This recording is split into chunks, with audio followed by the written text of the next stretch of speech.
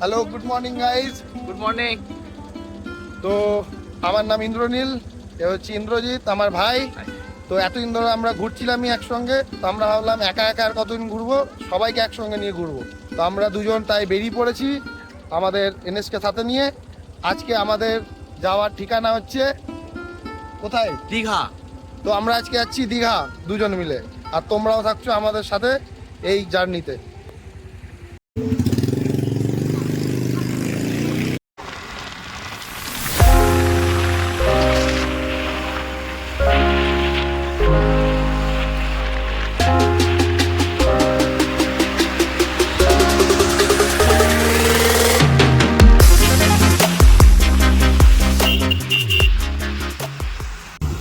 এটা হচ্ছে রাস্তাটা কেটে গেল আমাদের মেজিয়ার দিকে, বাঁকুড়া।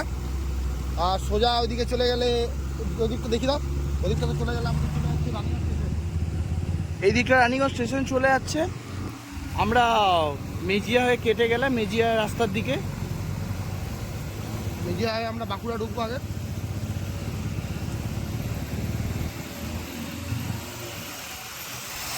এখন আমরা জগন্নাথ ব্রিজ পার করছি, স্টেশন রানীগঞ্জ স্টেশন।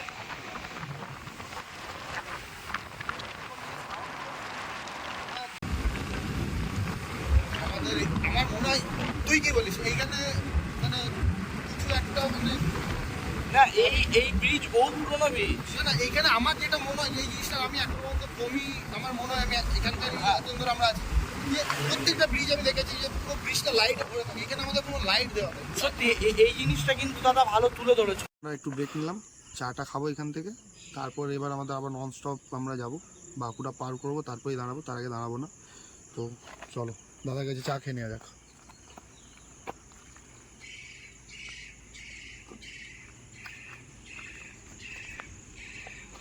ঠান্ডা ঠান্ডা ওয়েদার আর একটু গরম চা। তো এখান থেকে ভাই আগে কোথায় গিয়ে দাঁড়াবার কোনো প্ল্যান আছে?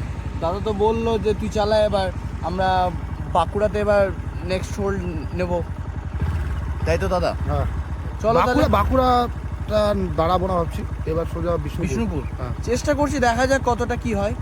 চলো তোমরা সাথে।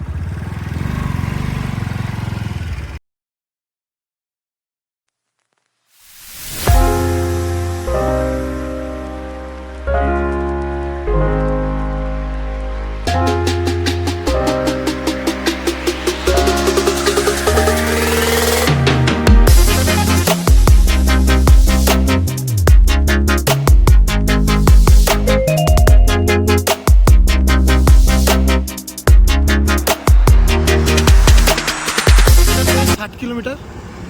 আর তাহলে মুকুটমণিপুর দেখাচ্ছে এখান থেকে 69 কিলোমিটার।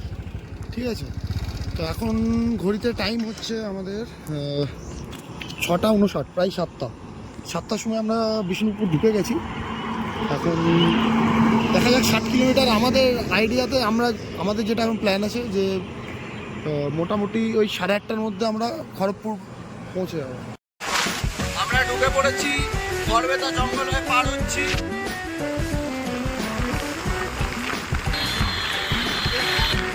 এইটা হচ্ছে হাতি পাড়াপাড়ের রাস্তা, সব জায়গায় বোর্ড লাগানো আছে। আর মানে এত ঘন জঙ্গল, এতটাই ঠান্ডা।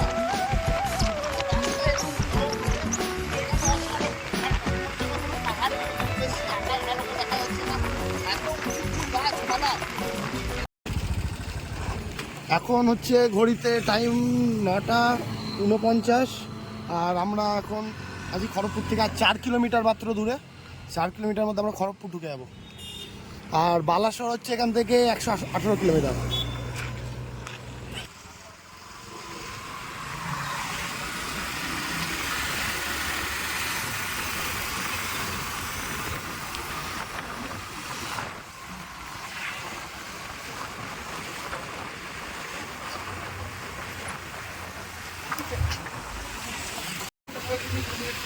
আমরা এখন খড়গপুর বাইপাস হয়ে যাচ্ছি।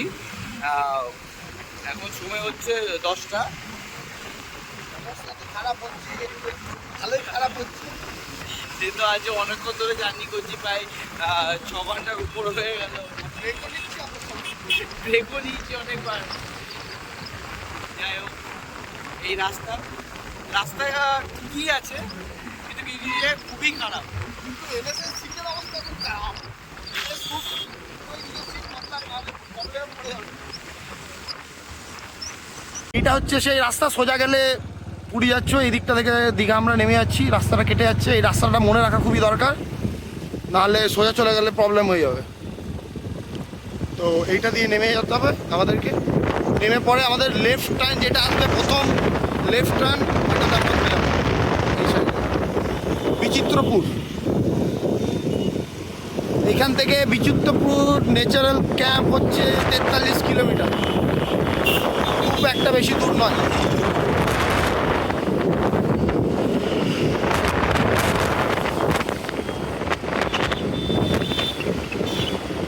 আর কলকাতা দিয়ে আমরা যখন কোলাঘাট হয়ে যাই, ওটা আমরা ওয়েস্ট বেঙ্গল বর্ডারের মধ্যে দিয়ে এই দীঘা পৌঁছাই।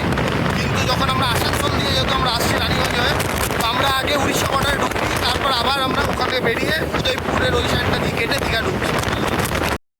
আমরা উড়িষ্যায় ঢুকছি দীঘা, মানে জলেশ্বর হয়ে উদয়পুর হয়ে।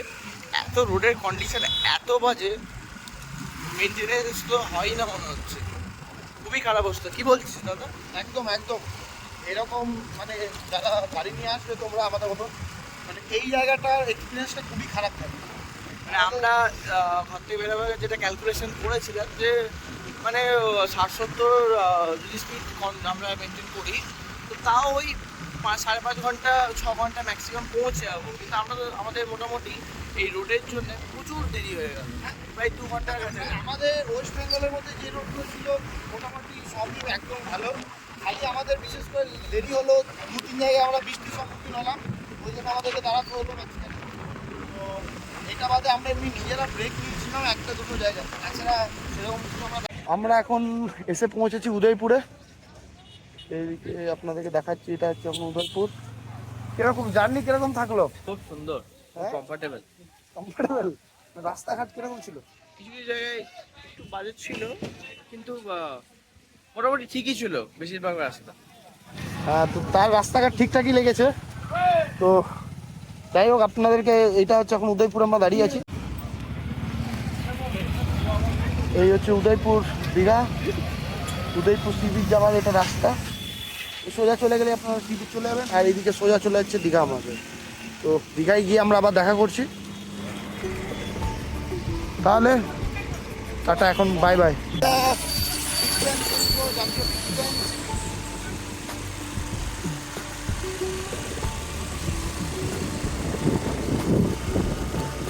এই যে পড়লাম আমরা দীঘার হোটেল শুরু হয়ে গেছে। এদিক দিয়ে ঢুকে যাই, দেখতে